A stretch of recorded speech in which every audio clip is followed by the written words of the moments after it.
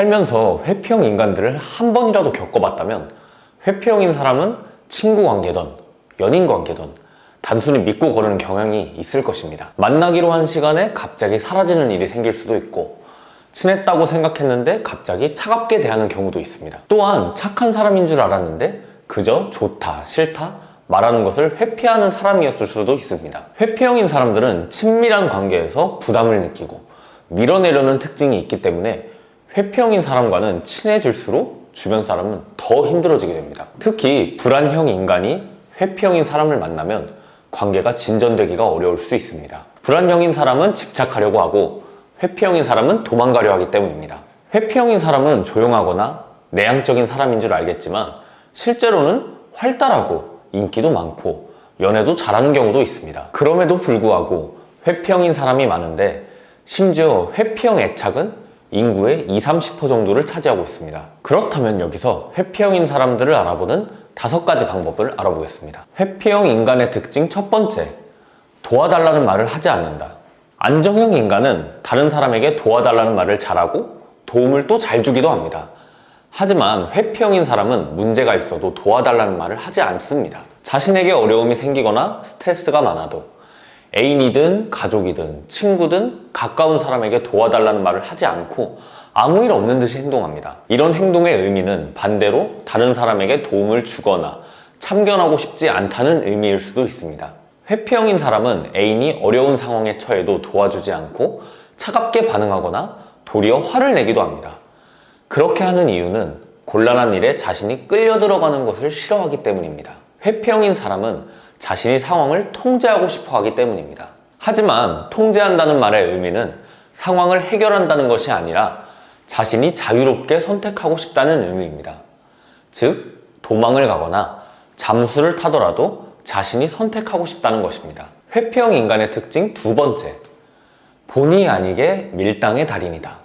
회피형 인간은 상대방과 가까워지고 싶은 마음과 동시에 거리를 두고 싶은 마음을 동시에 느낍니다. 썸을 타거나 친구 관계로 지낼 때 상대방이 마음에 들어 접근하다가도 상대방이 고백하거나 갑자기 더 가까워진다는 느낌을 받으면 그냥 밀어내려고 합니다. 회피형은 전략적인 밀당을 하려는 것이 아니라 진짜로 가까워지고 싶어서 친하게 지내려고 하다가 실제로 가까워지면 갑자기 바쁜 척을 하거나 연락을 끊게 되는 것입니다. 이런 상황에서 상대방은 자신을 좋아하는 것인지 관심이 없는 것인지 헷갈리게 됩니다. 누군가와 만났을 때 친해지고 있다고 생각했는데 갑자기 거리를 두는 것을 느낀다면 상대방은 회피형일 가능성이 높습니다. 회피형 인간의 특징 세 번째, 공감 능력이 떨어진다. 회피형 인간은 정서적인 애착 관계가 서툴기 때문에 상대의 기분과 감정을 파악하는 데 어려움을 겪습니다.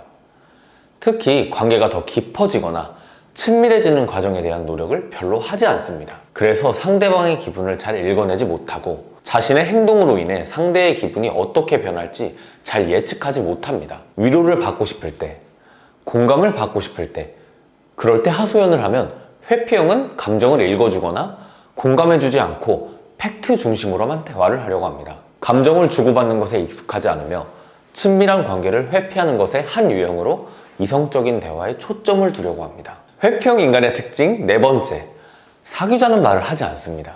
회피형인 사람은 애매한 관계를 편안하게 생각하기 때문에 사귀자는 말을 절대 먼저 하지 않습니다. 귀찮고 성가신 일들을 피하고 싶어 하기 때문에 연애로 넘어가거나 결혼을 하자는 말 등 관계에 변화를 주려고 하지 않습니다. 사귀자는 말을 하지 않고 애인처럼 만났다가 어느 날은 또 친구처럼 지냈다가 하는 등 이해하기 어려운 행동을 보입니다. 만약 썸을 타고 있는 상대가 사귀자는 말을 하지 않거나 자연스럽게 애인이 되었더라도 그 다음 단계로 넘어갈 생각을 하지 않는다면 회피형일 가능성이 큽니다. 회피형 인간의 특징 다섯 번째, 그들은 스킨십을 안 하려고 합니다. 회피형 인간은 스킨십을 피하거나 제한하는 경우도 있습니다. 함께 길을 걸을 때도 손을 잡지 않고 혼자 앞서서 혼자 걸어가는 사람들도 있습니다. 이러한 행동들은 아무리 사랑하는 사람이라 해도 자신의 영역 안으로 들어오지 못하게 하려는 무의식적인 전략입니다. 회피형 인간과의 인간관계를 맺기는 어려운 것이 사실입니다. 그러나 무조건 피해야 할 사람은 아닙니다. 일본의 애착 연구자인 오카다 다카시 박사는 회피형이라고 하더라도 관계에 대한 어느 정도의 책임감과 배려가 있다면 완전히 배제할 필요는 없다고 말합니다. 회피형이라고 하더라도 안정형인 배우자나 안정형인 친구를 만나서 심리적으로 안정이 이루어지면서 인격적으로 성장할 수 있다고 합니다. 실제로 배우자를 만나 아이를 낳고 기르면서 인격적으로 성장하여 회피 성향을 극복하는 경우도 있습니다. 이상으로 오늘은 회피형 사람들을 구분하는 방법 5가지를 알아봤습니다. 다음 영상에는 더 좋은 정보로 찾아뵙겠습니다. 감사합니다.